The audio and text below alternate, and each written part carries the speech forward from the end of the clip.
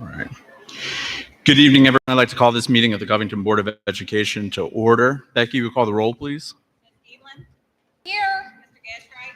Here. Ms. Huff? Here. Mr. Simpson? Here. Mr. Haggard? Here. Will you join me in the Pledge of Allegiance, please? I pledge allegiance To the flag of the United States of America and to the republic for which it stands, one nation, under God, indivisible, with liberty and justice for all. Yeah. Thank you, everyone. If everyone could take a moment to silence their phones and any smart devices that they have before we get started tonight, because we have some very special recognitions. We don't want to interrupt those. Becky, do we have any public input tonight? No public input. So we will jump right into district recognition and presentation. Mr. Garrison is going to lead our recognition of our retirees.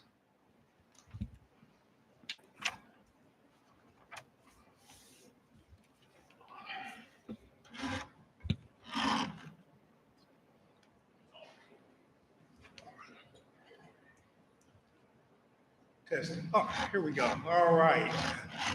Well, welcome again. I'd like to thank you, family and friends. Welcome back. This is our official recognition where we celebrate our retirees. So on behalf of our Board of Education, Covington Board of Education, I would like to say congratulations and thank you for your service to our school district for all those many years.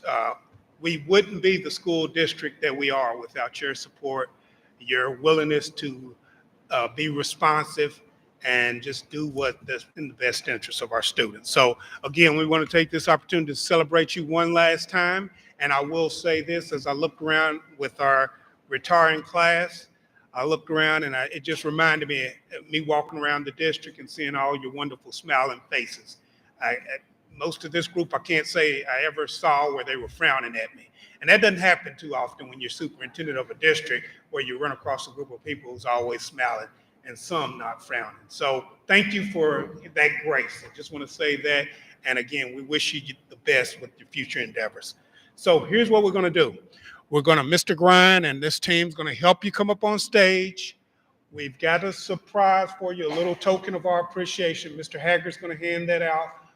And we'll both shake your hand, and then we'll take a little picture of us three together, and then you'll make your way to that end of the stage and walk down. Now, what we ask, we would like to also have a group picture, so please do not leave until every retiree has been recognized, so we can have a group picture, and we're going to ask you to line up below the stage there.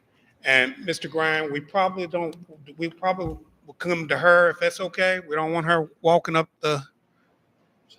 Oh, okay. All right. Well, we'll go on and recognize her. Miss Brenda Beekman, 30 years of service in Covington Independent Public Schools.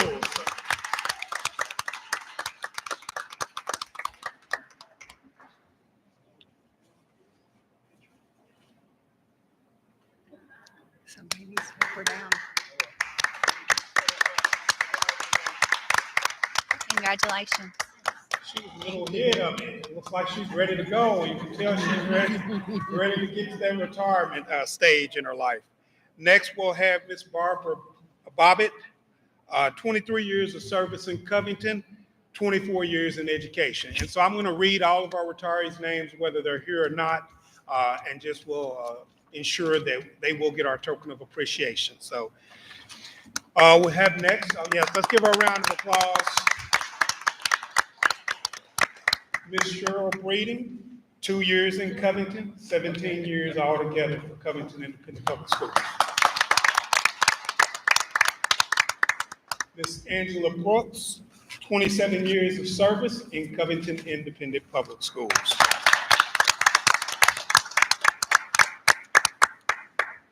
Ms. Cecilia Callahan, 4 years of service in Covington, 44 years in education.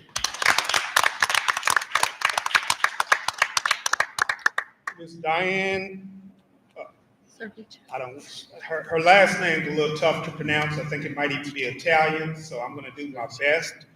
I think it's, I'm sorry? Oh, Suburgia, thank you. All right, thank you for the help there.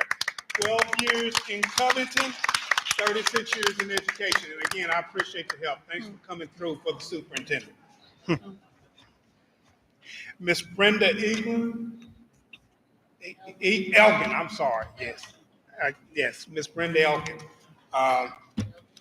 4 years of service in Covington, 20.5 years in education.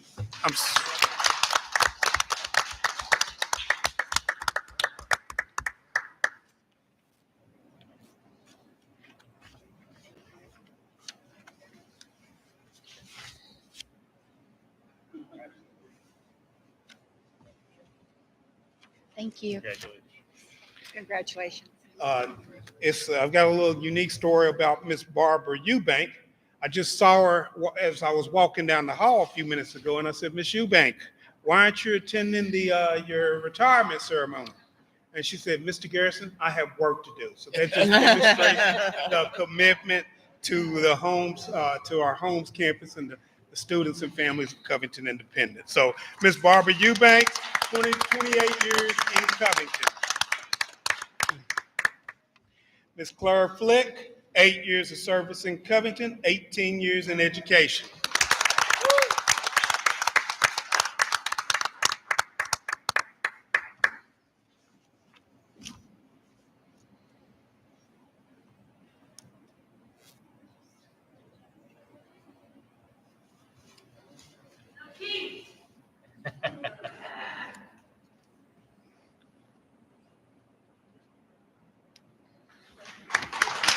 Thank you. Ms. Karen Furnish, 31 years of service in Covington, 32 years of service in education.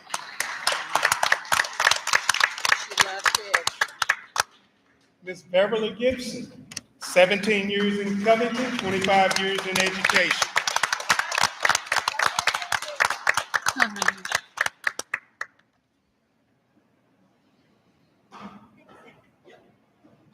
Congratulations again.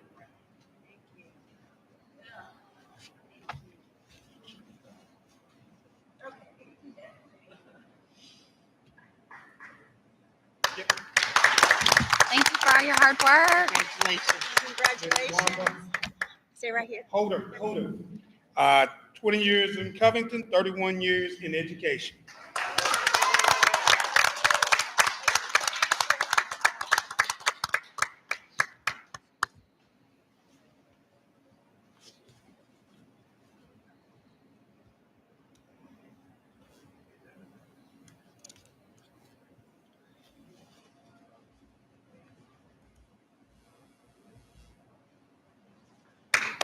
Thank you, Wanda.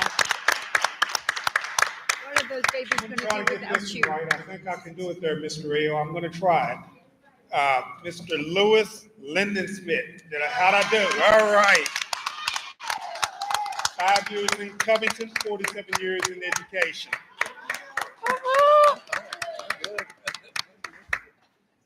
It's nice. Got it. I got to work with Mr. L. He's Yeah. fabulous. Yeah.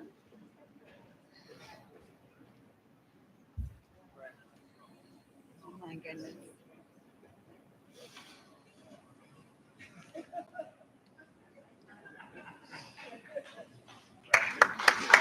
Congratulations.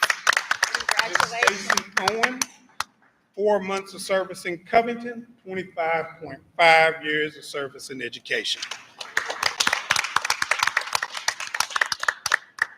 Miss Regina Pug, 16.5 years in Covington, 21 years in education. Mr. Daniel Shine, 22 years of service in Covington Independent School. He likes my dog. Is he the one that brings the? He's one of them. Sir.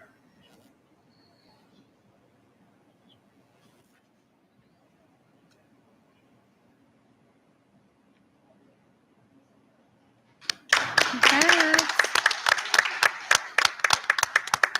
Ms. Kathy Sparks, 34 years of service in Covington, 38 years in education altogether.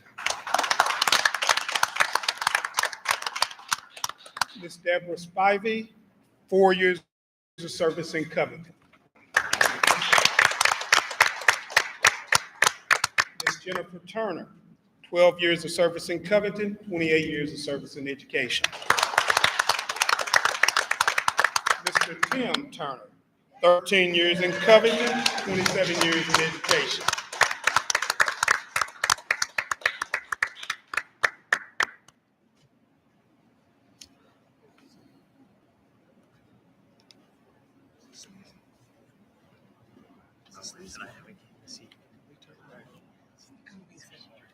It might be. I guess she wasn't with the school district. Congratulations. Mr. Earl Watts, 29 years of service in Covington. Mr. Wayne White, 28 years of service in Covington.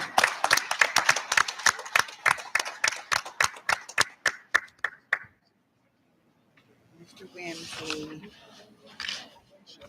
Oh my goodness.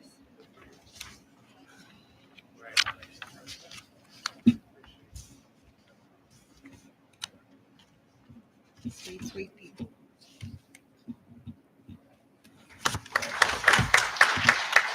Congratulations.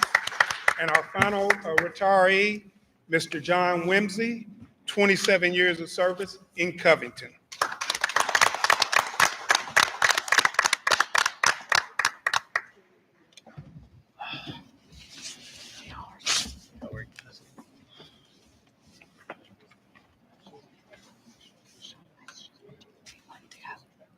Are we supposed to get up and get a picture? I don't think so. And Are we just hiding behind? We're just hiding. Okay. All right. We're taking a picture. I think she just did. That's okay. It's all She good. just did. Hopefully we didn't photobomb it. Let's hope so. so, all right, we need to. Congratulations, everyone. Oh, I'm sorry. I'm sorry.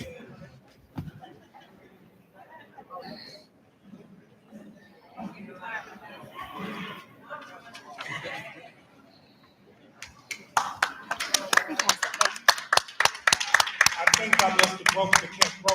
Vance's phone on that first picture with Ms. Lick. I must have broke the phone. But finally, we want to say thank you to our retirees.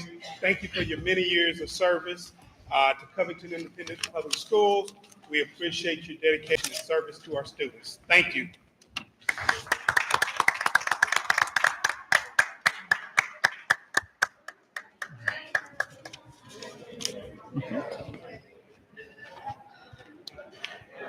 We're going to let them filter out for a minute.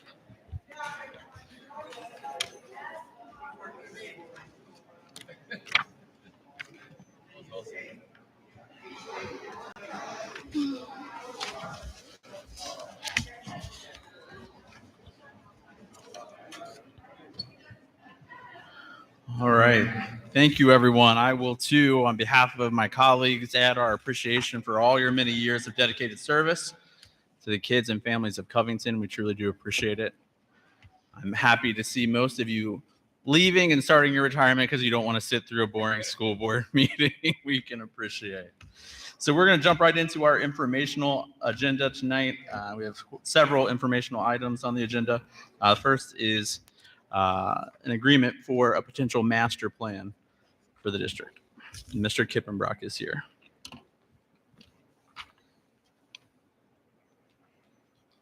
So as you know, we have delayed the district facility plan through requesting a waiver from the Department of Education. I hear you. We've delayed the district facility plan through requesting a waiver from the Department of Education so that we may conduct a master plan. And this would be the agreement with PCA Architecture to conduct that master plan. Thank you, Mr. Kippenbrock. I'm going to start. One thing that I just want to say from the beginning, this is something obviously we've been talking about for quite a while. I think though, that at least we'll see tonight, I believe the consensus of the board would be we would want to bid this process out to get some more, see if more firms would be able to reply to us and see if we can get some additional potential um, master plans, I guess. Okay. Yes, I'll defer to Mr. Gastrite if you'd like to add anything. Gotta pass the mic. I missed what you were referring to me for. Explanation? Yeah. Bidding out the plans. Gotcha. Well, I think when we looked at the facilities, we wanted to change our, I will say, our stance from being a reactive to a more of a proactive. I know that we were looking at some of the effects of the reduced enrollment on our facilities, and before we make commitments on how we're going to, which facilities would accept which students, we wanted to make sure that we were taking into account future enrollment potential, so we knew what the bookends were. And then with that information, we could make more informed decisions about what our future goals were with our various facilities. So this facility, this master plan would be, there may be some scenarios that are outlined in the proposal that PCA developed, but the real intent is to look holistically at where our population might be, both the low and the high, over the next 15 years, and what facilities we will need in order to provide the best educational support to those students. And then that would help inform our disposition toward certain facilities and what our plans are. So anyway, that was the intent. I have got no objection to bidding it out, obviously. So I'll pass this back. Any other questions for Mr. Kippenbach or discussion about this? This is for the All right. Thank you, Mr. Kippenbrock. Next on our informational items are our access test scores. Dr. Pastor Richards is here to present and to answer any questions.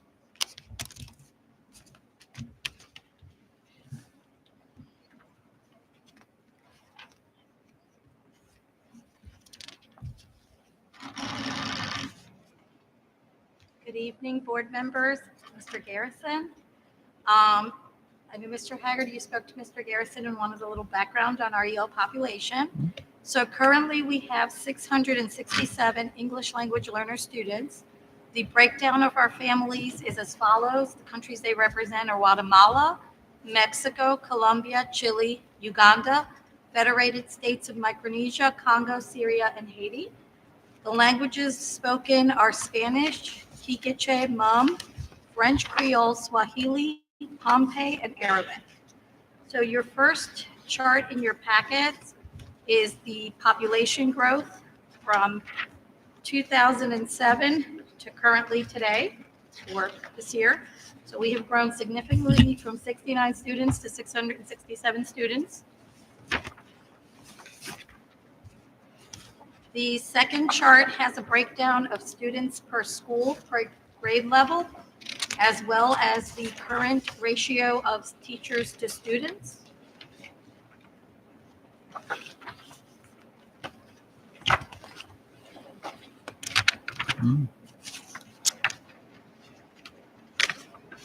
I don't have Second that. red Like we have the folder. page. Red folder.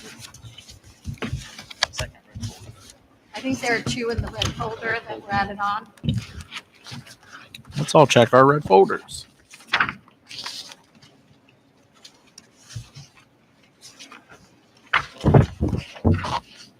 No? It's like this. This one? Okay. And that shows that currently we have 110 students, John G. Carlisle with 2 teachers, 79 at Glen Swing with 2 teachers, 150 students at 6th District with 2 teachers, 48 students at 9th with 1 teacher, 91 at Holmes Middle School with 2 teachers, and between TLC and Holmes High School, we have 189 students with 5 teachers and 1 instructional assistant. The next chart is the percentage of exited students that have exited out of our program. They are monitored. To exit, they have to score 4.5 overall on their access test, which is given to them in January of every year. And then they are monitored by the EL teacher for 4 years after they have exited to make sure they are doing well in all aspects of academics. So as you can see, in 2019, 2020, we had exited 6% overall. And then 2020, 2021 was our COVID year, which they still were required to come in and test. So that had a low level, but we are trending upwards. Currently this year, the district percentage is 7% that we have exited. If you look at schools like Glen Swing, we have doubled. John G. Carlisle, and most of them, we have doubled and increased our rate of exiting students out of EL.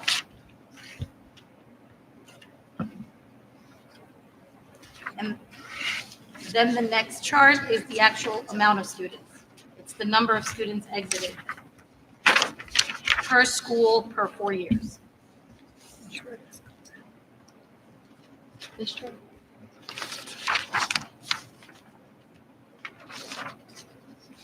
I think the percentage chart is in your red folder, and then the other chart is in the packet.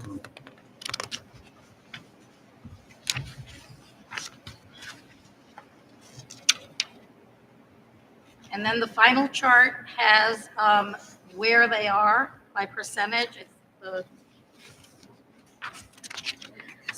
and for levels 1 and 2, those are the entering levels when they are learning the language, learning English. So we want to get them to levels 3 and 4 because 4.5 is exiting.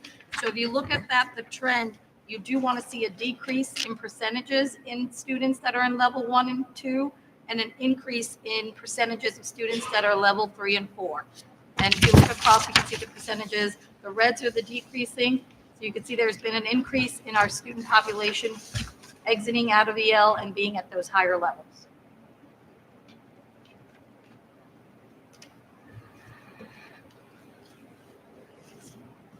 Any questions? Ms. Edlin.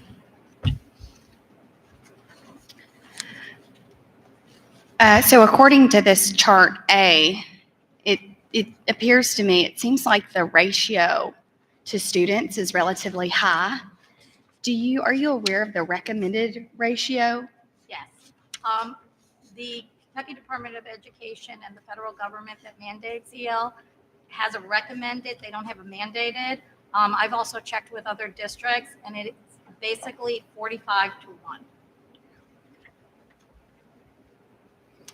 And it's my understanding that these students, in addition to their English learning classes, they are in core classes. Yes, they are mostly in core classes. We believe in immersion. We use the structured immersion model. However, when we have newcomers that are here or immigrants that are here 3 years and under, we do provide EL pull-out specific services using newcomer programs. Yes.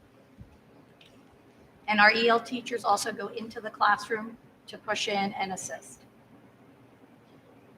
Awesome, thank you. And I know that the Department of Education, they recently launched a program that allowed teachers to learn Spanish in cohorts. And we had one go through that program, correct?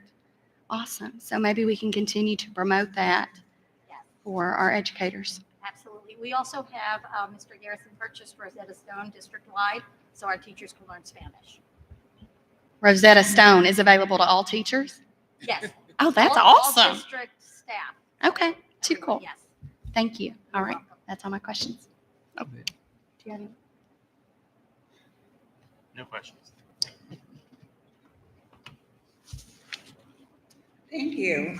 Is there a way that you could possibly send us an email to let us know the nationalities of our students that we're serving?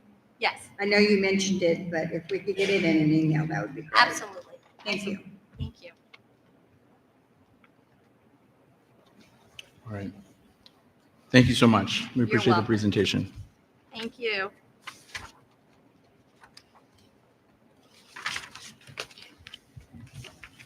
All right, next, Mr. Alter is here with our district-wide STAR CBM reading report.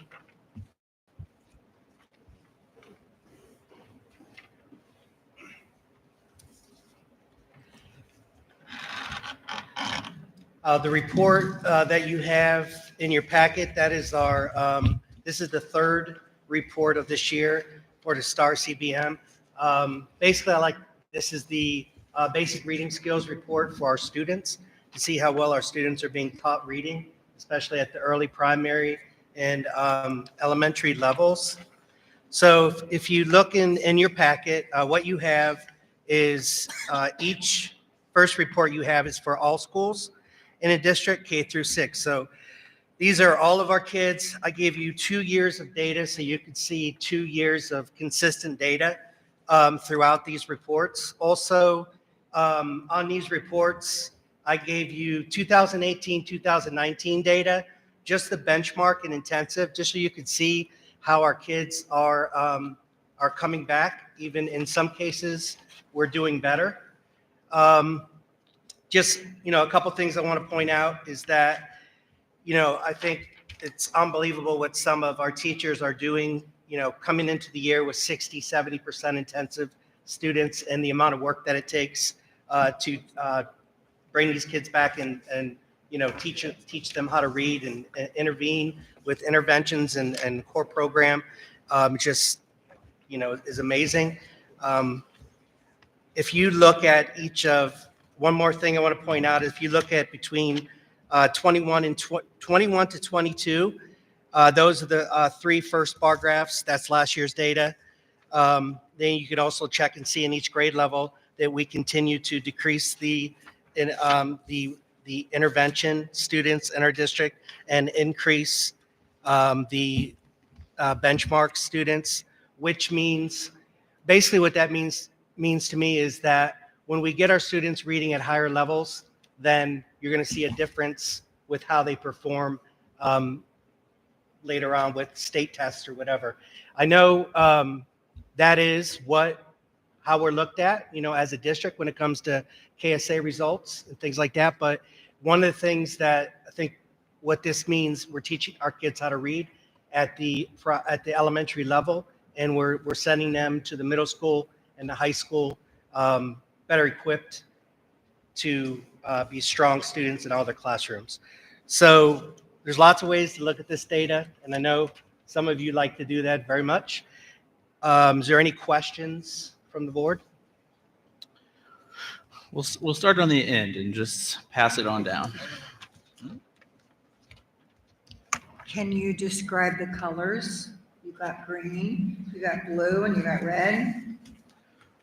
Right, so the green, that's where we want our students to get to. That's the benchmark score. The blue, those kids just missed the benchmark pretty much. So they're on watch in the blue. And those are kids that I always say, there's no reason why those kids shouldn't be benchmarked next year. If we have the right programs in place, lots of text and writing instruction in classrooms and across the board, those kids should be green, benchmarked by the end of the year. And the kids that are in red, those are kids that are going to have interventions throughout the year where there's specific interventions for the students based on what they need for reading. Thank you. Yes. I'm sorry, was that your only question? So what is the benchmark? The benchmark, so Yeah, is it like in terms of like proficient, distinguished, the way we think about other things? So every grade level has different measures that they give. So when you get up to second grade, third grade, fourth grade, fifth grade, it's basic reading. They're just reading to the teachers. But from kindergarten, first grade, they have letter naming, they have letter sounds, they have phonemes where they have to identify sounds and make words of what the teachers are saying. So it's basically the continuation of learning how to read. Is green means they're reading on grade level. Green, right, green means they're reading on grade level. Right. It also, there's a certain, when they hit benchmark, that's usually around the 50th percentile. So we want them higher. Gotcha. And then you think that the blue will be reading on grade level by the end of the year? They definitely should be, yes. By the end of this year? Because when was this taken? So these results were taken in April, towards the beginning of April. There's about a 2 to 3 week testing window. Okay. So kids right now in 3rd, 4th, and 5th are taking the Kentucky State assessment. So they're focused solely on that. Kids who in kindergarten, 1st grade, 2nd grade, they're still at it. Gotcha. And then what is our strategy for teaching reading? I've been hearing people discussing different strategies. Which strategy are you using? Is there any, how would you describe our strategy? We have in our early primary through 8th grade, we have a phonics. We have a highly evidence-based research phonics program that we have for our students. And we also have so with that, later in the day, you have a phonics section of the day for the kids. And then for about 60 minutes a day, they also have an ELA block where they are doing more literacy, informational reading, that kind of thing. So it's a wide array of different. I would say that you hear a lot about the science of reading and phonics and all that. We try to focus on that for our students, and we're also trying to, or we are next year, we're offering Letters, which is a program to train our teachers on that. Is there anything more we could be doing to get our kids reading on grade level? Have we found right now? One of the things I think is definitely working with the parents more to get students reading at home. And that's something that I know that teachers try to do. Another thing that we need to do is get our kids going to our libraries more and getting books on a regular basis. In the ESSA report, you're going to see we're putting $20,000 per school towards library books for each school. Those are just a couple of things. We also have to make sure that we have science and social studies in our schools every single day. Thank you very much. You're welcome. Thanks, Mr. Alter. I guess my only question is, I think we see some great trends here, in the elementary grades, but when the 6th grade looks like it's trending in the wrong direction. I'm just curious if you have some thoughts or comments on, like 6th grade, I guess the green has gone down. So. Right. We are very, Mr. Garrison, and we are very aware of that, and we are already working on how we can improve that. And the principal is also putting some different things in place. So next year, that goes the other way. We've got another person in charge of the reading programs at the middle school. All right, thank you. Any other questions? All right, thank you, Mr. Alter. Thank you. Next on our agenda is personnel actions. A quite lengthy personnel actions report this month. Does anyone have any questions? I do. Are you up here? He's up there. Okay, so I know that every year we have to non-renew. But we have some new board members up here, so would you please explain why we have to non-renew and then renew them and offer them a position maybe a week to 10 days later? Sure. We're getting emails. Thank you for that little thing that you sent out. But we're getting emails and I think publicly, I have some concerns. I know as a board member, I cannot get involved in personnel, but these are my people. They put me in this chair, and I will speak for them. So could you please explain? Sure. Any teacher operating on a certified limited contract, in other words, perhaps emergency certified by statute, has to be non-renewed, then the position must be posted for a minimum of 15 days before we can look at turning around and filling that, either with a fully certified person or another emergency certified candidate. So the majority of these certified limited contract non-renewed are for that reason. I have a follow-up. Okay, I also know that some of these might be non-renewed for cause. But if you turn back to the very last page, and we have a list of vacancies, common sense says that somebody in that seat is better than nobody in that seat.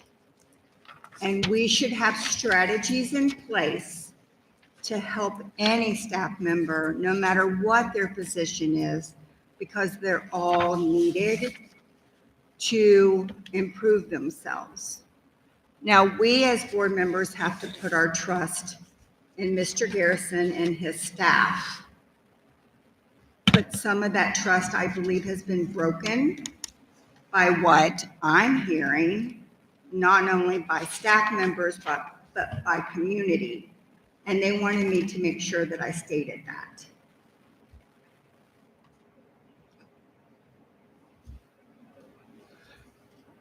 I just wanted to know, is there the policy of non-renewal? Is there kind of like a guidebook that we go by? Is there a, say like when you give reasons why a person is non-renewed for cause, are there action steps that the policy dictates to be taken before an employee their contract is non-renewed? So for non-tenured staff, a principal may recommend we non-renew that contract for a reason, or because they wish to go a different direction with the position, something of that nature, or for other reasons. That employee does, by statute, have the ability to request the reasons for that non-renewal in writing by the superintendent. And if that employee does that, we do provide that. However, then that becomes part of the personnel file and open to records request, etc. Some teachers may choose to resign in lieu of that if they wish to resign rather than be non-renewed. We try to honor that for them and allow them to do that.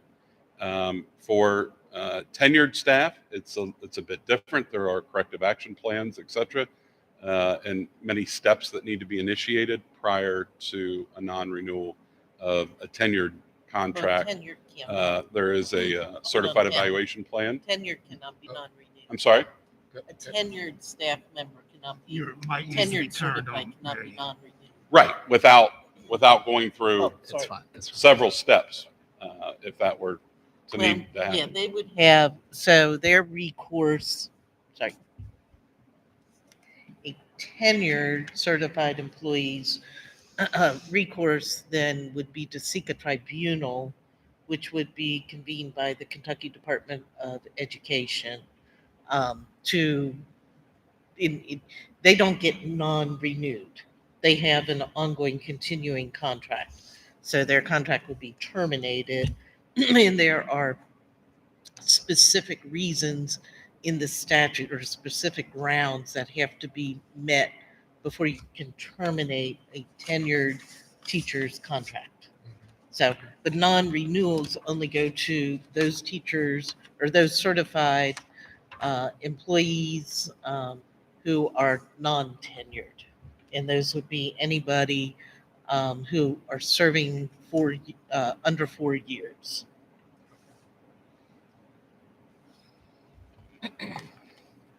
So I guess my question is, there's no policy for corrective action steps for non-tenured teachers. Is that right? So Well, there is a certified evaluation plan, and feedback is given throughout the year, both from the formative and the summative evaluation from their administrators. So there is an ongoing process. That's my last question, I swear. And so are those, when a person is given their non-renewal, are there reasons that are spelled out in those corrective action plans written on the non-renewal? So there are reasons listed in the evaluation in general, usually. But not according to the corrective action plan? Not according to what? To the corrective Well, action not plan. every employee who's non-renewed is on a corrective action plan. They may be, but not everyone is or has to be. That's Correct. what I needed to know. Correct. Okay. So there's all right. no policy that says they have to be on a corrective action plan prior to non-renewal.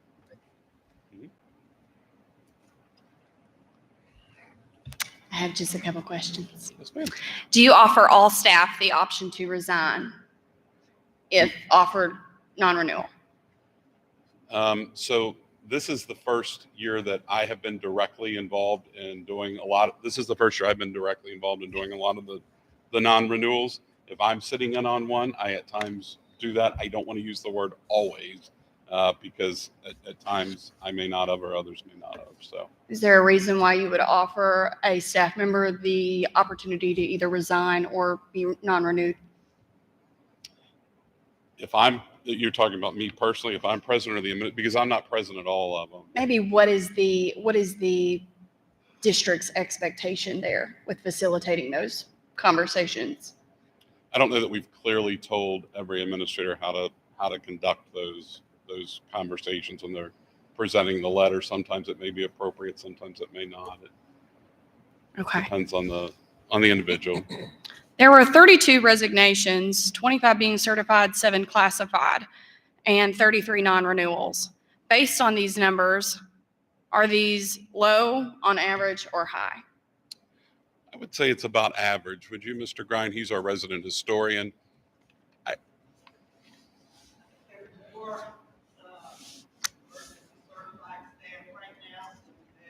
That's true. More emergency certified staff? One of the things we did this year, personnel office, non-renewed them earlier so that we could turn around and offer them positions before school got out. We didn't want to lose a lot of those people because a lot of them come back for another year. It used to be the state didn't let you do more than 1 year of emergency. Now we've got multiple years to be an emergency certified staff member. As long as they're doing what they're supposed to do in that school, generally the principal wants them back.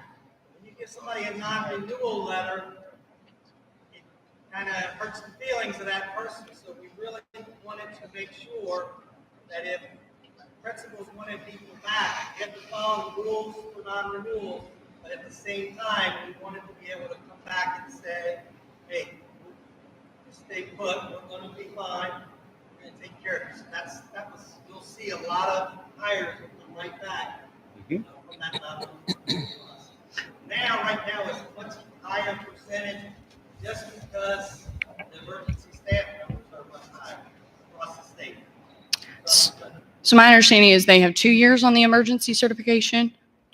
I Or believe right is it, now it's lifted. They're even extending beyond that right it's now. extending beyond that? Is Yes. there a clear pathway within the district if an emergency certified employee would like to become certified? Do we provide a pathway for them? Absolutely. In fact, our office reaches out and often encourages folks to enter that MAT program to do that. Okay. Thinking about teacher retention and staff for next year, what is the district's plan for recruitment for these numbers? Or do we have an idea of what that would look like? So we attend job fairs, including the very large one that Xavier hosts on behalf of UC, NKU, Xavier itself, Mount St. Joe. We recently attended the diversity job fair at Northern Kentucky University. We advertise both on the state's site, that all the state repository for jobs, of course, every position, certified position is posted there.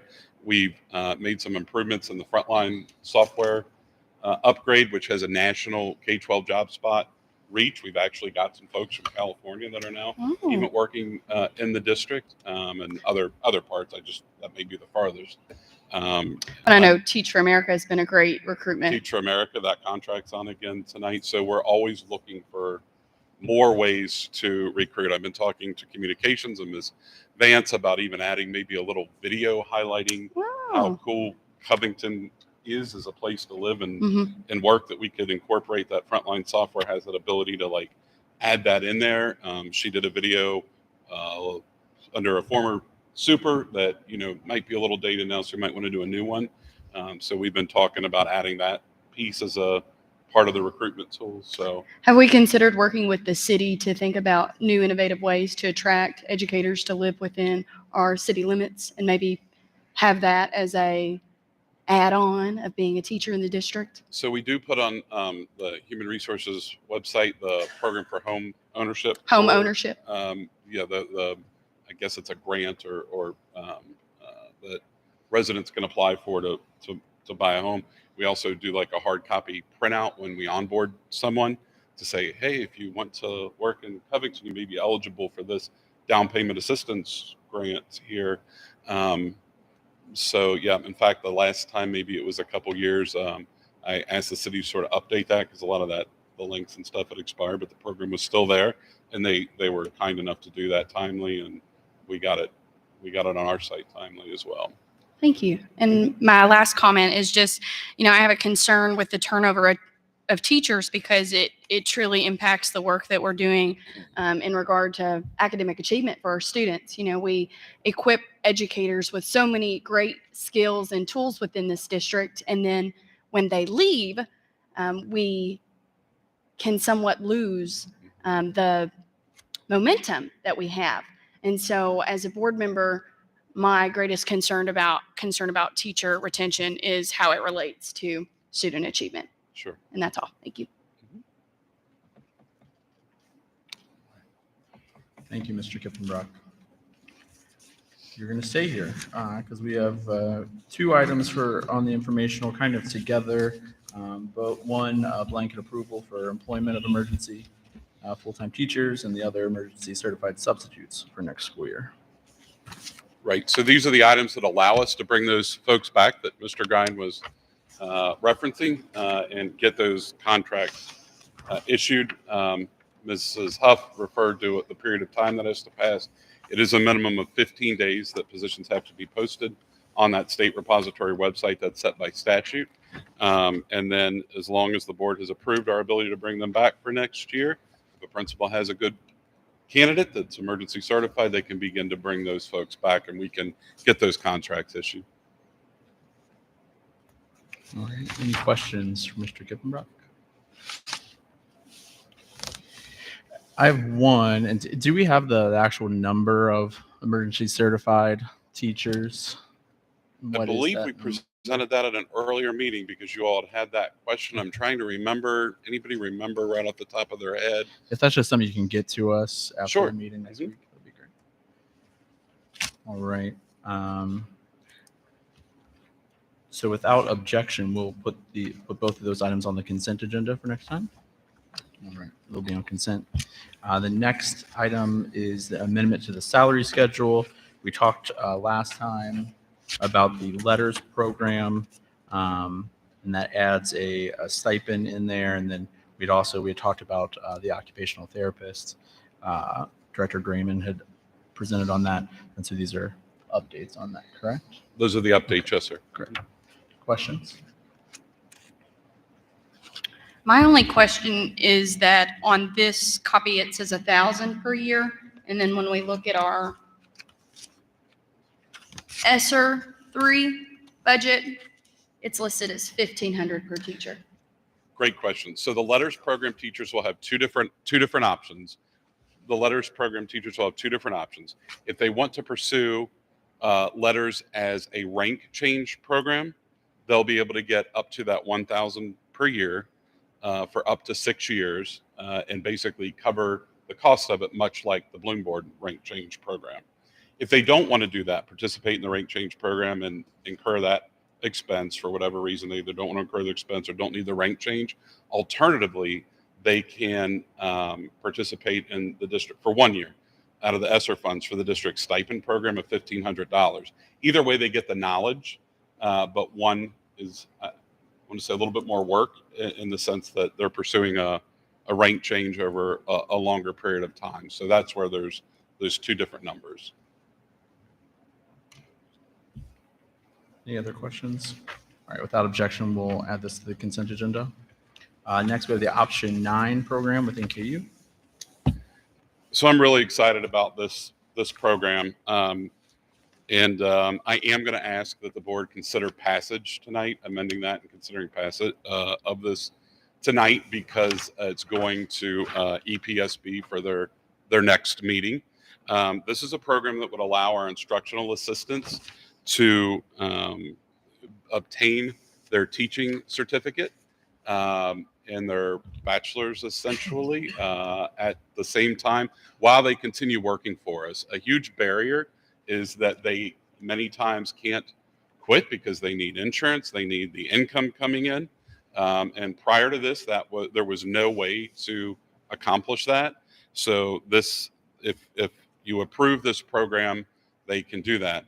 And there is also that STEP grant that we've talked about over the last year or two. I still have no candidates for that. And I think this is one of the reasons I don't have any candidates for that.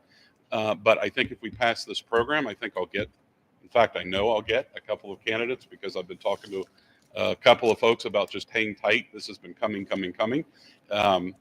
Northern just got it to us within the last couple of weeks. So that's why, and they're asked for a very quick turnaround on it because they got to get it straight out to EPSB. But if you vote for this and authorize it, the superintendent can sign it in the morning and I can get it over to Dean Fair at NKU and she can get it down to Frankfurt. And this can move very quickly.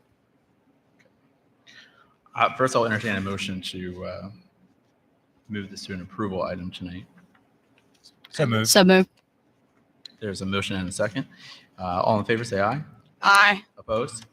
We'll do that. Is there a motion to approve? And then we'll go to questions.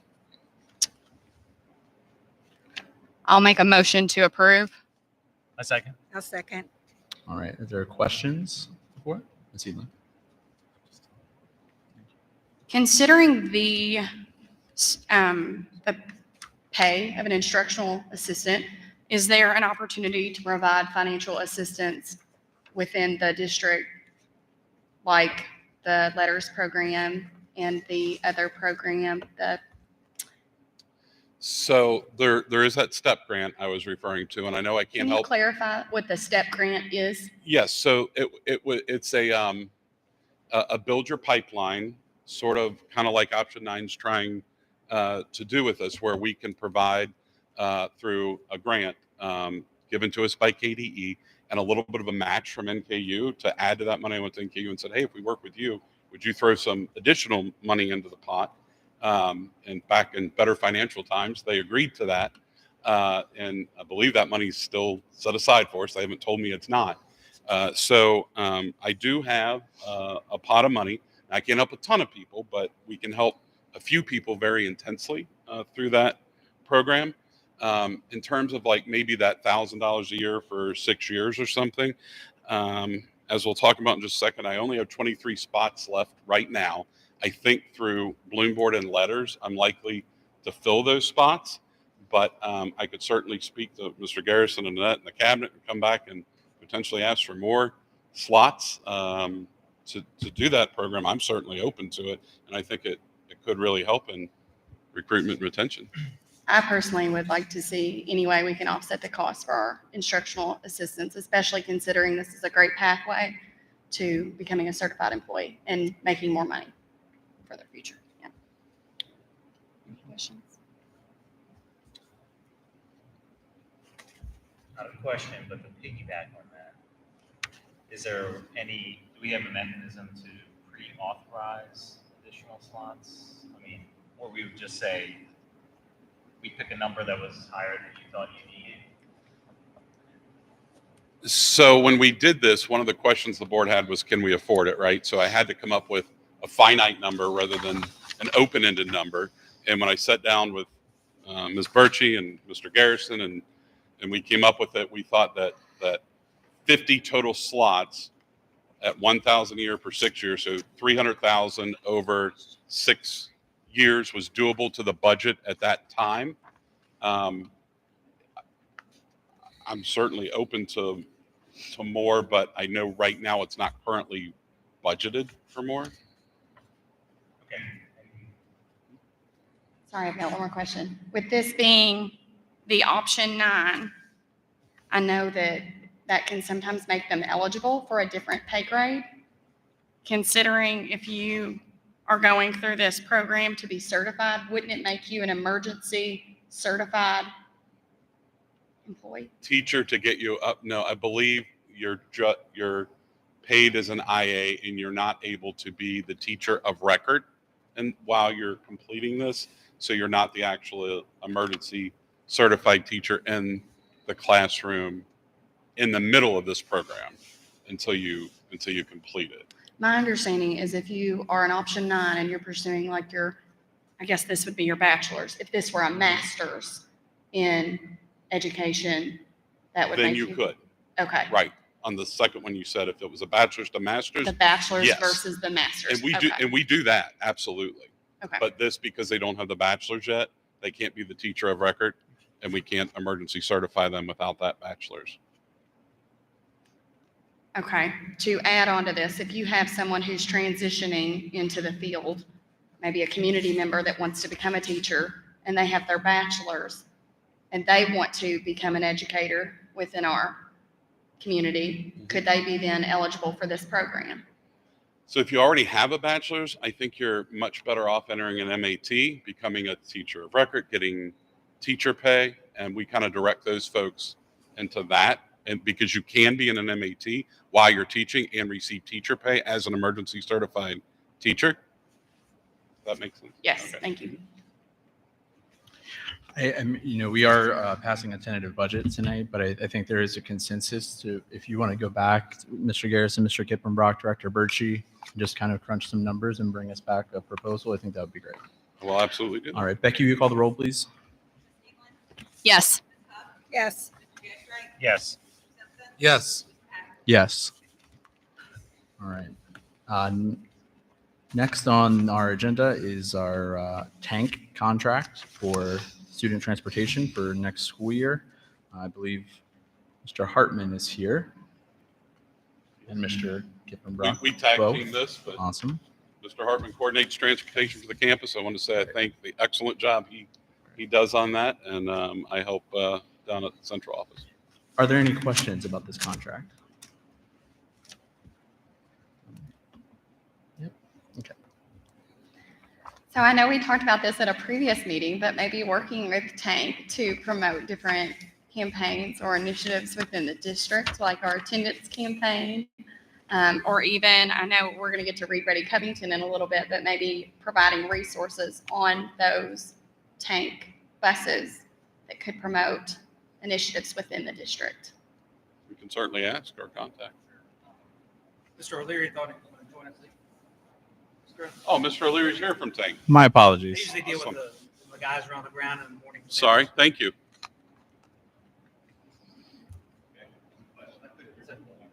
They went to ask Mr. O'Leary directly what. So at a previous meeting, hello, what's your name again? Sean O'Leary. Thank you for being here tonight. We had a conversation at a previous meeting regarding maybe working with Tank to promote some different initiatives within the district. The one we specifically talked about was attendance and maybe putting signage on the Tank buses that are like, come to school, we want to see you, or promoting the Read Ready Covington program. Absolutely, I can put you in touch with the right person. Well, We that can do yeah. sounds great. We have interior transit cards that are inside the bus, we can definitely do something. No Awesome. problem. Thank Good you. idea. Yeah. Good. Thank you. Nope, not it. Sorry, I have questions. So one of the things that came up is some public comment earlier was about safety on tank for our students. How do we deal with keeping our kids safe when they're on the tank bus or? So this year, I would say, earlier, that this year has been a great year for us. So if we have some unruly students during the day. Usually Tank will contact us, or if we are aware of something, we'll contact Tank. Sorry. So kind of to rephrase it, this year's been an outstanding year. I think our relationship with Tank, with the behavior on the buses have been fantastic. So typically when we're deal with unruly behavior on the buses, it's usually reported from the driver to the foreman or the manager of that shift. Oh, yeah. And then it comes back to us and we investigate. If we're aware of something, then I'll request tape, or admin will request tape from Tank, and then they'll send us the videos that they have so we can do investigations. Depending on the bus, you may get a various, 4, 5, 6 different views. Some you may only get 3 or 4, but they're very, very responsive to our request, and I think it's reciprocated as well with us with them. Okay. And if parents are concerned about safety, or they just, for whatever reason, they just don't feel it's in the best interest of their child to ride the tank bus, do we provide alternative options other than tank to get kids to and from school? So if a parent is concerned about issues on a bus, they can contact the school. Typically, I'm the liaison, so they can ask me. I'll get a bus number because they do run specials for us in the morning and then the afternoon. So we'd have to find out what bus it is, and then we would follow up with Tank to get, the pool take or go from there, see what the drivers have to say. Because they don't always get the same driver every day. It rotates. So. Okay, that's great. Any additional questions, Mr. Simpson? And just explain so the kids have the option of riding those specialized tank buses before and after school and like on the regular route for So free? Tank affords us based on a relationship with Tank, they run specials in the morning. That some will run from, say, City Heights, some will come from West Covington, some will come through Latonia. I think there's 5 in the morning, and we have 7 buses that specifically pull up on Campus Drive in the afternoon. So our students do not have to go up to Madison to pick up a bus or wait on a bus. So we have specials, we call them specials, so students can board those buses with the Tank ID. Typically, it's for students who live more than a mile from campus. But one of the great things about our relationship with Tank is the after-school programs. Our students can show IDs. If they go to a ball game, they can board any Tank bus to and from school. Thank you. We also have, I think Mr. Simpson was trying to differentiate between when students ride a tank bus versus like a special needs bus when they park. So that was not your question. Okay. Know if they're allowed to ride a regular. So they are allowed to ride a regular tank run or the special run. Was that your question? Yes. Thank you. All right. If there's no objection, we'll place this on the consent agenda. Thank you for coming. Yes, thank you so much for coming. We appreciate the partnership. Next in your agenda is our school council meeting minutes for our information. And I think this is something that we may have talked about before, but are we able to get these electronically? I mean, because there are references to attachments, and there's references to attachments in the meeting minutes, and okay. So maybe we could create a Google Drive, have schools directly upload them to the Google Drive and have it shared with the board in that way. I mean, it is, I think it's been nice just to know what's going on. But sometimes when they are referencing a attachment, it'd be nice to see the attachment and that information. So we can start. So is it acceptable to the board to begin submitting it in that way then? Okay. I do have a question though. I thought the code of conduct took care of the dress code. Does every school do their own dress code? They Yeah, do. that's set at the school level. awesome. Next on our agenda is the professional development plan for next school year. Mr. Alter is here.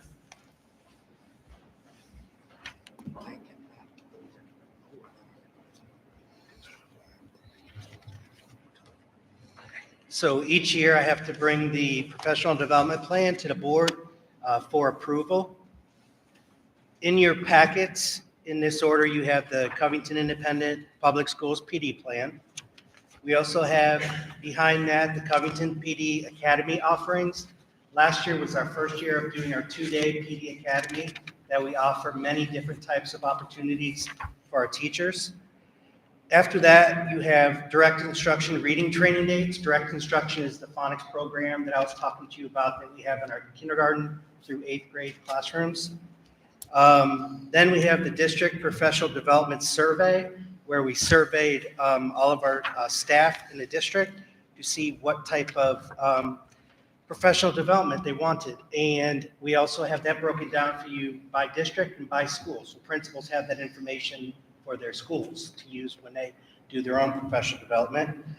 And then the last is I put in every school's PD plan for 23-24. That is just for review and comment, not for approval, but for if you have any review or comment of that. So if you have any questions, let me know.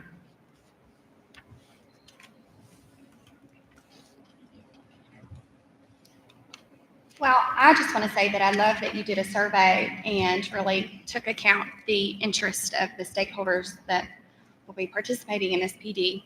I will say that there is direct instruction and I've seen explicit direct instruction. I know those are two different models. They're very similar. Will the district be adopting DI or EDI? So direct instruction is actually, it's a program, reading mastery. Okay. So that's the difference. Explicit direct instruction, there is the EDI lesson plan format, the instructional process for explicit direct instruction. There's also, I know Ms. Graymans, she put that on there as a professional development for teachers to learn the components of explicit direct instruction, which in a nutshell, I do, we do, you do. And that's, she's offering that for our staff, which will better help our staff understand explicit direct instruction. Right. We talk about differentiation a lot for kids. How has the district thought about differentiation for staff in terms of the way in which we encourage them to teach in their classes? So as far as differentiation, I think it starts, if you look at the professional development plan, I think that shows a lot of differentiation based on our teachers' needs that they have stated in their survey, and also in surveys after the professional development last year, which was hundreds of pages, so I didn't include it in there. But we did, our PD committee did go over that information. As far as in the classroom, the explicit direct instruction model, there is the parts of it which teacher directed, which is when the teacher teaches, and then there's guided instruction where they bring in the students. And teacher directed guided instruction still leaves a lot of room for, if you go into 3 or 4 fourth grade classrooms that are teaching the same content, you may see 4 different ways that that's being taught. When you get into the guided practice and independent practice parts of those, lots of time you're going to see the same things because the teachers collaborate to come up with the best types of assessments for the students to use in their classrooms.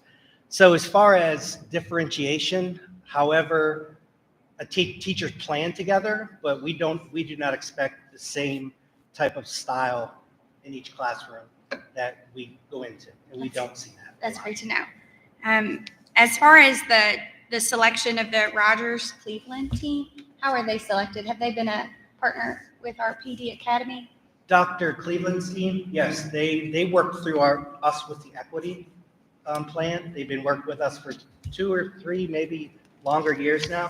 Dr. Cleveland works throughout the state. He's worked with Mr. Garrison, maybe help me here, Lexington, Jefferson County schools with equity plans. He has a great team of presenters that just our staff packed the rooms over the summer this past year.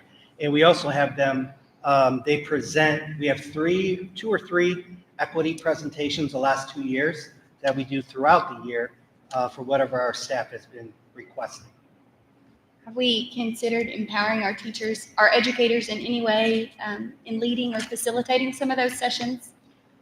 We have throughout the presentations, I don't know them off the top of my head. Okay. Just one example, we have a fourth grade teacher from 6th District. He is kind of stepped in the lead of Master Connect for our district. He works with principals throughout the district, and he also has presented to our new teachers, and he's presenting Mastery Connect program where we do all of our common embedded assessments throughout the district. We have, trying to think of, we have coaches throughout our district that are do training throughout the summer. So those are just some examples. We have a professional development committee that has worked together with representatives from staff and administrators and getting input from everybody that we can for this plan. Great. As we think about well-being and teacher retention in the upcoming year, I appreciate the district prioritizing and thinking thoughtfully about how we can help teachers at the beginning of the year rather than in the middle, but thinking more thoughtfully about that continued support from the beginning to the end. So thank you for your work on this. Okay, thank you. Do you have any questions? All right, thank you, Mr. Alter. Without objection, we'll place this on the consent agenda as well for next meeting. Awesome. Thank you. Next, Mr. Grind is here with a data sharing agreement between ourselves and Reed Ready Covington.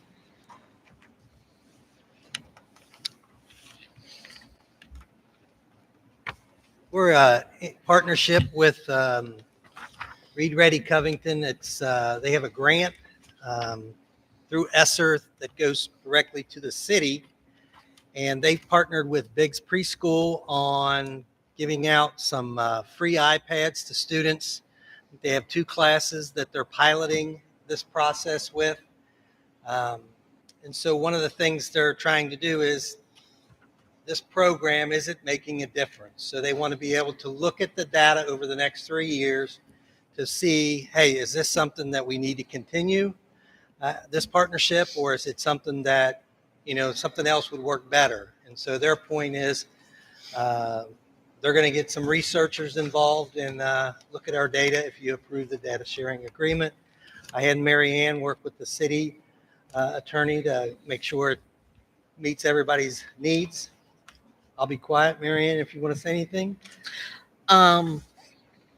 Yeah, I sent a draft of this actually I drafted it, and then sent a draft to the city's legal department, and they've okayed it, but they, because of their process, they would like the board to approve it before the city approves it. It's pretty much, it's a long agreement, but it's because it's data sharing, and there are a lot of federal laws and regulations that, since we are sharing the data with a third party to ensure that that data stays secure, that and that when the agreement is over, that the data is properly disposed of. I know it sounds like, we're talking about, nuclear energy or something. But so there's a lot of that's what's contained in this agreement. The agreement is actually modeled after a KDE model for data sharing agreements. So that's basically it. So I think the city is on board with this agreement if we move forward with it. Any questions? I have a comment. Sorry, I'm keeping them on hot. It's I'm okay. sorry. I just want to say that I'm in support of this program. I actually had the opportunity to visit Fayette County, and they are working with the same group, Footsteps to Brilliance, which really powers the Reed Ready Covington initiative, and they're expanding it beyond just our early readers, and it is backed by the science of reading. So all good things. No, I'll echo Ms. Edlin's enthusiasm for this partnership with the city and Reed Ready Covington. I really just want to, thank the mayor and the commission for being behind it, Mary Kay Conley for all of her efforts to make sure our youngest readers come to us prepared. So it's exciting. So without objection, we'll put this on the consent. Is it time sensitive? Do you want us to approve it tonight, Mr. Grant? I'll entertain a motion to move this to an approval item. I'll submove. Second. All in favor, say aye. Aye. Opposed? I'll entertain a motion to approve the data sharing agreement between Covington Schools and Reed Ready Covington. I'll second. Somebody's got to make the motion. Oh, I'll make the motion for approval. I'll second. Great. Becky, you call the roll, please. Yes. Yes. Yes. Yes. Yes. All right. Next, we have our report of the treasurer. Director Birchie is here with lots of fun items tonight. Hello. It would be Mr. Alter and I speaking in regards to ESSER 3. So I'll start off and then I'll let Mr. Alter take over on the learning loss budget. So this spreadsheet you've probably seen before or we've talked about it before. The first couple items on the spreadsheet is those two big construction projects that we have already received approval. Just real quick, I just want to point out the spreadsheet came in your packet with the superintendent's evaluation packet. It was in there. Okay, thank you, yes. We were finishing up before you got it. I think it came the next day, if I can remember right. So the first two construction projects, those have been approved by the board. Just to remind everybody, ESSER 3 budget is $19.9 million. We have until next September of 2024 to spend this money. So those two big construction projects have been in the works. We're working on doing those construction projects. So we've allocated almost 7.9 on the one construction project and 4.8 on the other. And then the next item on there is the indirect costs. So just to remind everybody, the indirects on certain things, we can help pay for, like my staff to pay the bills, to do purchase orders, to have the lights on in regards to things and pay people. Now, a lot of the construction projects, you can't charge indirects on that. And so a big chunk of that, we will not be able to do indirect costs. But we did budget roughly 1.1 million for that indirects. At one time, if you remember, during ESSER 2, we used to pay for a couple virtual teachers to help our kiddos along with some EL staff. Last year, we were able, this year, we were able to move 2 of those virtual teachers back into general fund, so it's not showing up on ESSER 3 for next year. But the EL staff of 5 people, we will be putting in ESSER 3 in that budget. That too is to a tune of about $500,000. I'm trying to read my small spreadsheet here. I need to make it bigger for myself. And then the next item on there is about another $500,000, $500,000 is 5 elementary reading teachers. And so that is in ESSER 2 right now for this year. So next year's staff will be charged to ESSER 3 for another year, and then we will reassess on how we bring that back into the general fund if possible. This used to be a grant we used to get, and now there's a whole bunch of conditions on that grant. And so we did not apply for that grant. Then you'll see on here the summer program for this summer coming up, 2023, at $700,000 estimated, along with summer program next year at $700,000. Then I'll skip a few lines because that is more curriculum for Mr. Alter to talk. But I just want to make a comment about the refresh devices that are on here for about $591,000 for the summer of 2023. A few days ago, I think it was Monday of last week, we met with Apple, and Mr. White was in contact with Apple on how do we look at being all these devices are going to be coming to where they're going to go off contract and off of warranty. What are we going to do to sustain that? And so he met with Apple for a few meetings before he then got Mr. Garrison, myself, Mr. Alter to come around the table with Apple. That spreadsheet or that document Apple did provide, that is in your packet. So we are recommending that since we do have ESSER 3 funds, the devices that are coming to be out of warranty, we use for ESSER with ESSER 3. So summer of 2023, it is at almost $600,000. That's 1,200 devices. And then the summer of 2024 is about 800 devices that need to be refreshed at about almost $400,000. So then we are then having, that document talks about, would we switch over now that ESSER will be gone next September, will we start doing a lease with Apple? So we're thinking about that. Of course, we'd be bringing that back to you at a later time, but we're trying to figure out how to make sure we can refresh all these devices. And then I apologize, I put marker space. That was my big typo. It's maker space, so we'll fix that for next time. A lot of you curriculum people probably already knew that was a typo, but then Mr. Alter will go over a lot of that too, because that is some of the things he worked with his team to put that together. And so I will turn all that curriculum stuff over to Mr. Alter. Any questions for me before I do that? Okay.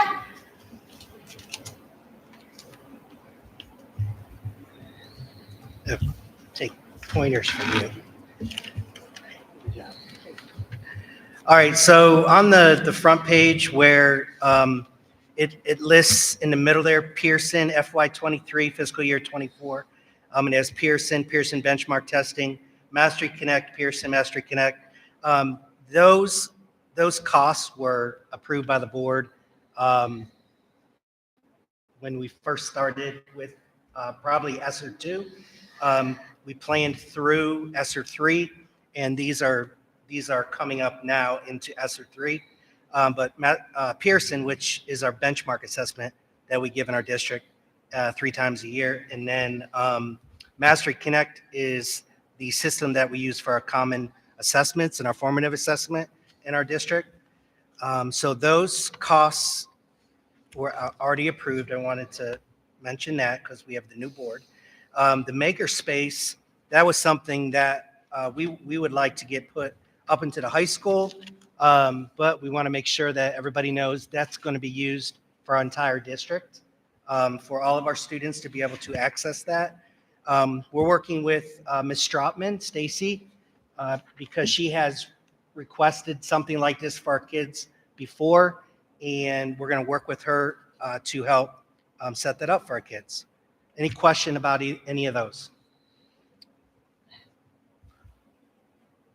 Since I can't look at you, because it kills my neck being in this way, Yeah. Can you explain to me about what you just said about Ms. Stropman? She's helping us with developing this project for a makerspace for our students. And Mr. Garrison, I guess if he wants to explain there.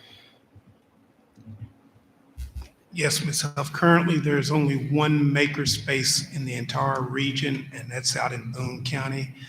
This has been a project that Ms. Stropman has been wanting to bring to Covington for some time now. And, now that we have the funds, we're really excited about the opportunity. Now, I do think they're doing some smaller type programs at each elementary school, but this would be a large district-wide program. So all of our students can have access to a makerspace. And makerspaces, I know very little about it, but I know it's about kids building, it's about building things, it's about innovation, engineering, and all of those different type of STEM qualities. So that's the reason why we're excited about being able to offer our students a makerspace, because there's only one in the region, and we would have the second if we were able to get this done. Thank you. Thank you. Mr. Simpson has.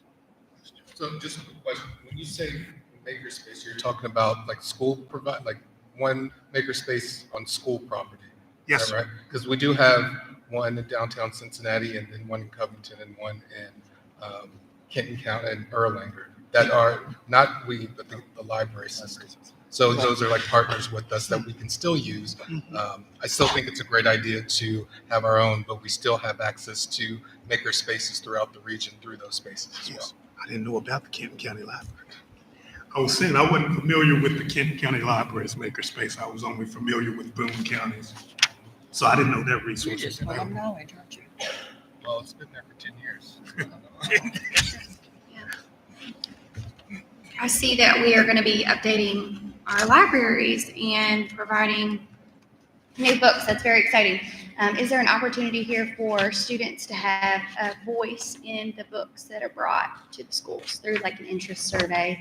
Has there been any consideration of the inclusion of students in this? Yes, definitely. Can I explain the next part first? Yes, Before sorry. questions? Okay, that's okay. So the next section is, after the summer schools and all that, there was 1.9 million left to spend on learning loss, that we had to spend 20% as a district towards learning loss with the ESSER 3. So they're broken into personnel, instructional resources, um, professional learning, and instructional software. So I just want to make sure that the board understands that, for example, on the personnel, there are with letters, you heard about that. Quality control, we are still working on next steps with our curriculum, where we have teachers, veteran teachers that are coaches, principals, some teachers that are looking through the curriculum for quality control based on feedback from teachers, surveys that teachers can have the ability to take after each unit, and also making sure that our assessments are at the level they need to be. But with personnel, after school programs, summer program interventionists, special education teacher, instructional assistants, that would be reading and math intervention. I just want to explain, like, we are trying to make sure that, for example, the red that you saw in those graphs, it goes away as best we can. So we're trying, some of these are one-year contracts, but it's our final push with ESSER to get us where, and that's what it was meant for. With the instructional resources, I just want to say that we have SAVIS materials, we have textbooks and different programs for our students throughout our district. These are things that'll supplement these, such as science experiment kits, math kits, where these are manipulatives for our kids, for hands-on, language resources to supplement our SAVIS materials. Again, $20,000 for each of our schools for the libraries. And we do have some headphones and iPad chargers. One of the main things I wanted to tell you was for new board members, and I'm going to get this to you by email, but we did a survey for ESSER 3 materials a couple of years ago. We had about 632 responses from the community, from the schools, from the teachers, from parents, from students. And I have that information. I'm sorry I did not put it in this packet. I just thought of it because of the new board, but I will get that to Becky and she can give that to you. But you can see that we are getting what our community and our teachers and our students have asked for. So I have that information to you that I will send to you. We also recently, because this was more recent that we were seeing what schools needed, we asked each principals to ask their teachers, what are some things what else that you need? So whatever they sent to us that would qualify for learning loss, we tried to get into the plan for them. And so instructional software, everything on that list, nothing is new. We're just trying to help our schools and our district pay for that with ESSER funds to push it forward a little bit. And we're looking to buy more DI materials for our schools in order to, for example, in the middle school, get that program in place for students who need it in 6 through 8. Any questions? I will say, Mr. Alter. That they probably have all that survey information as a part of the evidence for my evaluation. So they have all that survey information. But thank you. If you want to send it to them again, they can have 2 copies.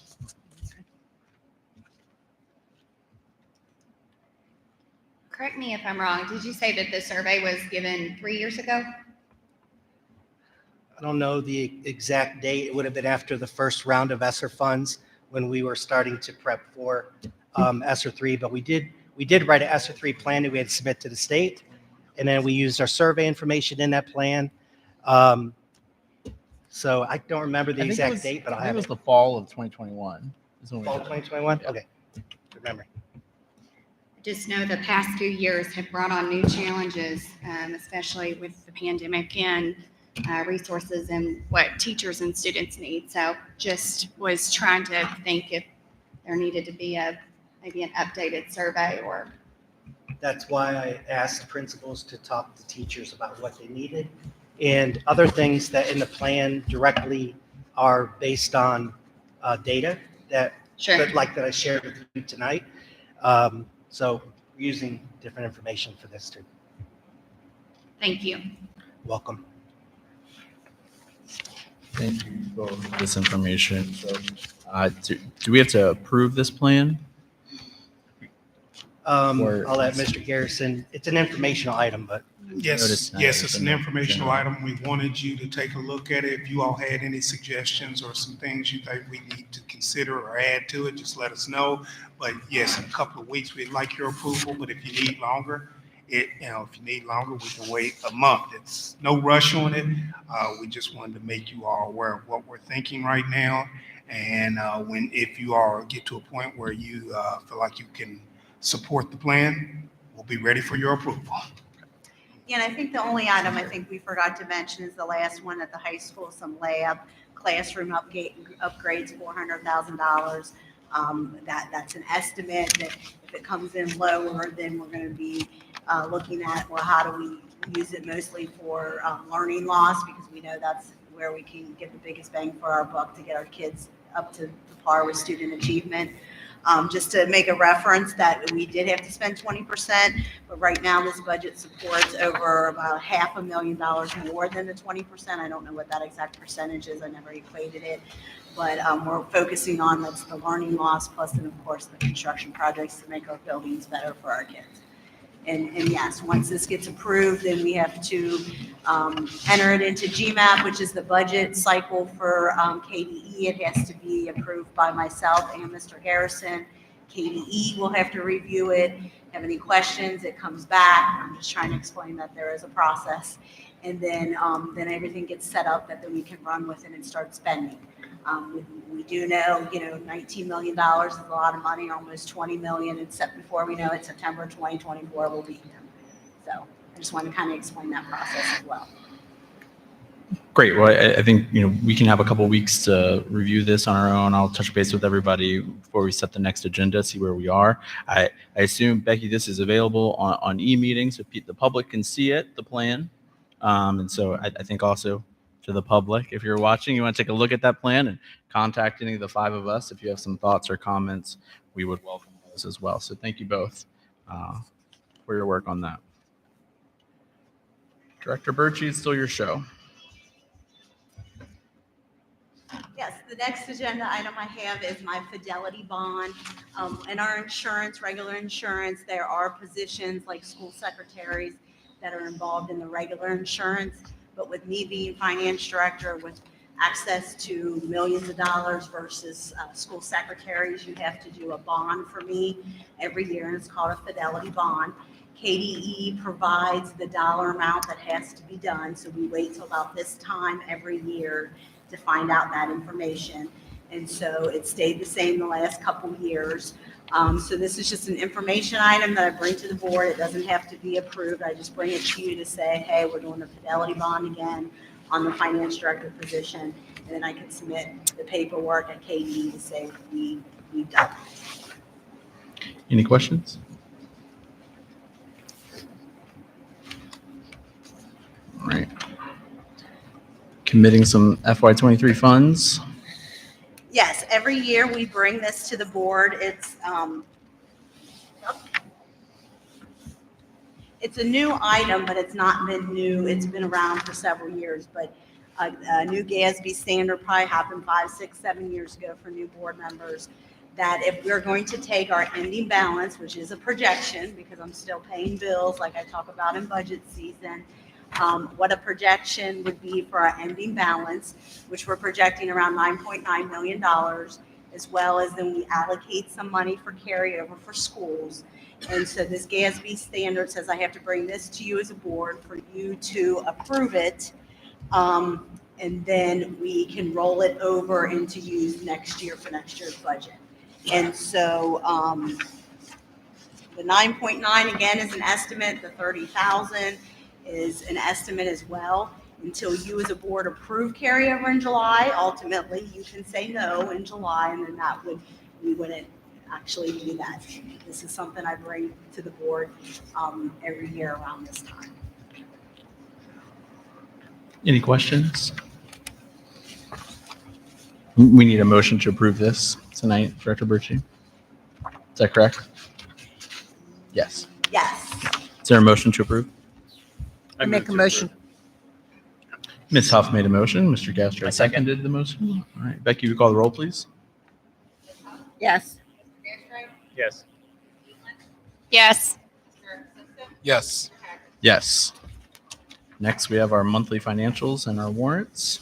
Yes, you'll have your normal warrants in there along with your balance sheet, the financial statement, the narrative I give, the same reports along with how much money is in the bank. I will update you if you see on the investment spreadsheet. I worked with Huntington to move over some money into that investment. So hopefully, I know I mentioned it last time or the time before, that we did a CD that hopefully will net us about $140,000, $150,000 probably in November, December when it matures. But then I did that, what's called that insured cash sweep account with Huntington, that I can get the money out the next day. So when I'm starting to get closer to year end and have to pay all those bills, we can hopefully make a little bit more money than what was in our, just sitting in our checking account. So I try to make good notes on that bottom of that spreadsheet just to kind of see the paper trail of what I'm doing, so that just wanted to be mindful to share with that. But everything else is the same thing. I can answer any questions on any of it. Is there a motion to approve the monthly financials and the warrants? I move to approve the monthly financials and the warrant expenditure report. I second. Becky, you call the roll, please. Yes. Yes. Yes. Yes. We have school activity fund budgets for next fiscal year. Yes, the timing of this doesn't seem to work in regards to, schools have till 5/1 to give me budgets, and then with me being gone at CASBO and I wanted to be able to present it, I couldn't bring it to you as information and then approval, because by law, I have to submit this to the board by the end of this month and have an approval, so that's why I'm asking for the approval tonight. I think I put a little blurb in there to explain that. And if you remember, if you have been on the board a while, our school funds are called Red Book funds. And it used to go through a separate software called EBS. And this past fiscal year, starting in July of 2022, we brought all elementary schools and middle school into our books, which is Munis. And so you would have seen in all your packets what's called Red Book funds, and it would have been Fund 25. And so why we did that is schools are stretched to get everything done at the, especially at the elementary, when you only have one elementary secretary. And we absorb that in the finance department, which means we do all POs, we cut all checks for them, and do all that. And so they really couldn't put a budget together in EBS because it's now in-house with us in Munis. And it's a little different because if you go ahead and give Munis a budget, they could spend that money, but they really don't have. And so it's kind of split up this year that you'll see that EBS budget stuff is from the high school because they are still out at the high school using EBS. They're bigger, they have a lot more money, they have more accounts. We could not bring that in-house. And so they did the same thing they've always done, is project what their budget's going to be. You would recognize the same type of forms that are used in Red Book. That's only for the high school. But for all the other schools, I took a snapshot of their budget, what they have money as of when I did this before the deadline, and you'll see how much money they have. And so what happens is if they get a check from somebody that goes into one of these accounts, they send it to the board office, or they actually deposit it, but then we put it into Munis, then they start spending it. So it's always constantly changing as soon as they get the money. And so that's the most snapshot of a budget I can give to you to say, okay, this is what they can spend next year, but they will get more money, and we just do it as we go. So it does look a little different for people that have been around a while. It's kind of split into different sections. So if you have any questions, I can answer. I was already handing it to you, Mrs. Huff, because I knew you would.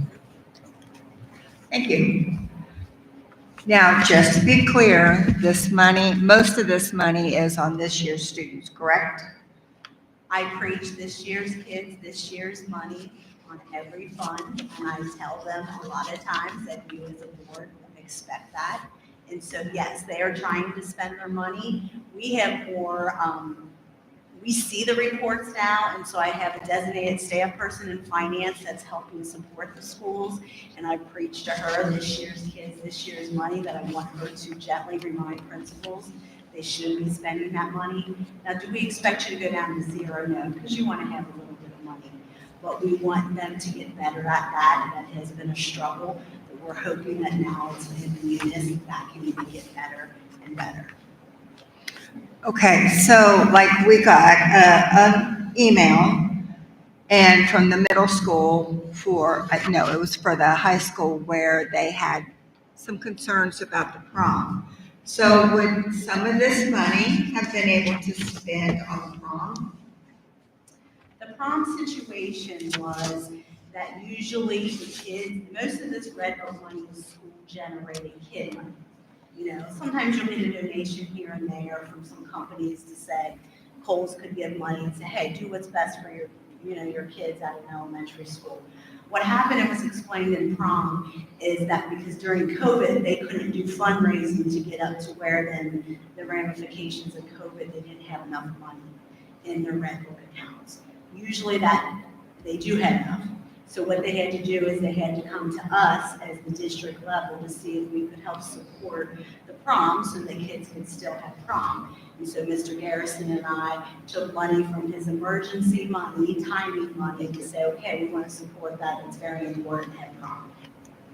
Okay, and then my last question is, I'm at the scholarships. For the folks that have scholarships in our district, and we thank them very much, do they contribute annually, or is this like for one was $3,000, they gave $3,000, you invested, and it builds? No, the scholarships actually get paid out to the college. The child has to be enrolled, and then it gets paid to the college. We don't hand over the money to the child. That I know, but the person that's sponsoring that scholarship, how does that work? They actually cut a check to the high school and we deposit it into Red Book Every year? every year. Yes, I was going to say, I think it depends on the donor too. I think, it's some donors donate every year. Others may put money in there and when it runs out, it's gone. So. Okay. Yes, it's a variation. Okay, I'm done, thanks. Any additional questions? Is there a motion to approve? I make a motion to approve. I second. Mr. Gastrite is seconded. Becky, you call the roll, please. Yes. Yes. Yes. Yes. Yes. All right, next we have our consent agenda. Would anyone like anything pulled off the consent agenda? If not, can I have a motion to approve, please? I move to approve the consent agenda. Becky, you call the roll, please. Yes. Yes. Yes. Yes. Yes. We're doing the best we can, y'all. We really are. All right, we have a couple of individual approval agenda items. Director Bergy is still here with the 2024 tentative budget. So I know she's presented on this to us, gave us lots of great information. Is there any additional questions for her? Seeing none, is there a motion to approve? I'll make a motion to approve. I second. Mr. Gastrite. Yes. Yes. Yes. Yes. Yes. Thank you, Director Berchi, for all your work on this. Yeah, thank you. Next, we have our Model Schools Conference. Last meeting, we approved Mr. Garrison's travel there, and I think we're going to approve a lot of other people going with him. Anything else you'd like to add to this, Mr. Garrison? No, sir, I don't believe I do. We just wanted to make sure that you knew the expenditure. We're thinking we're going to spend about $3,000 per participant. And we are honored and thankful that Mr. Simpson will be able to join us. So thank you for that. I know Ms. Huff was hoping to, but she had other plans. So, but yes, we appreciate y'all's support. We're anticipating some great learning and some great information to bring back to share with the rest of our faculty staff. Any questions? Is there a motion to approve? I make a motion to approve. I second. Becky, you call the roll, please. Yes. Yes. Yes. Yes. Yes. Next, we have our school resource officer contract. Mr. Kippenbrock gave us a great presentation on this last time. Are there any additional questions on this contract? If not, I'll entertain a motion to approve. I make a motion to approve. I second. Becky, you call the roll, please. Yes. Yes. Yes. Yes. Yes. All right, that concludes our individual approval items. There is no addendum agenda. Do we have a report from the attorney? No report. Any further discussion or announcements? I am. Mrs. Huff has one. As I was watching the retirement ceremony tonight, a thought came to me that these folks are retiring and they may have trouble getting up these steps. So I was wanting to plant a seed for next year's consideration, that everything be down on that level, even the podium, so we can see who's speaking. Number one, I don't want anybody hurt, and that scared me to death anyway, but I wanted to plant that seed. Thank you. Ms. Edlin, Mr. Gastright, anything? One announcement that I had is we do upcoming on June the 4th. Will be the Northern Kentucky Pride Festival and Parade. I'm very excited about this upcoming event. Great for our community. Really grateful to the Northern Kentucky Pride Center and the organizers. They are wanting to recognize teachers and librarians who have supported our LGBTQ students as grand marshals in this year's parade. And so again, the event is on Sunday, June the 4th. The parade kicks off at 1 p.m. I would like to extend that invitation to any of our school librarians, teachers, to be in the parade as grand marshals. You can go to nkypridecenter.org for more information. I've also asked Mr. Garrison to send some additional information out to our staff. So just wanted to make that plug. Can I give a shout out? I would also like to thank our Latonia students. They did the beautiful flower arrangement on the front of the stage. So thank you, Latonia Cardinal, for doing the beautiful flower arrangement for our retirees tonight. They did an excellent job.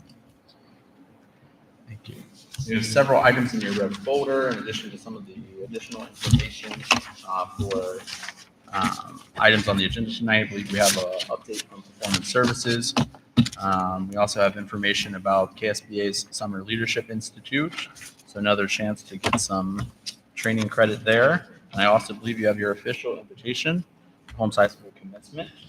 Hope everyone will be there on June the 9th, I believe is the correct date. All right. I don't believe we have a need for executive session either. Nope. All right. With that, is there consensus to adjourn? Yes. Thank you, everyone. Yes.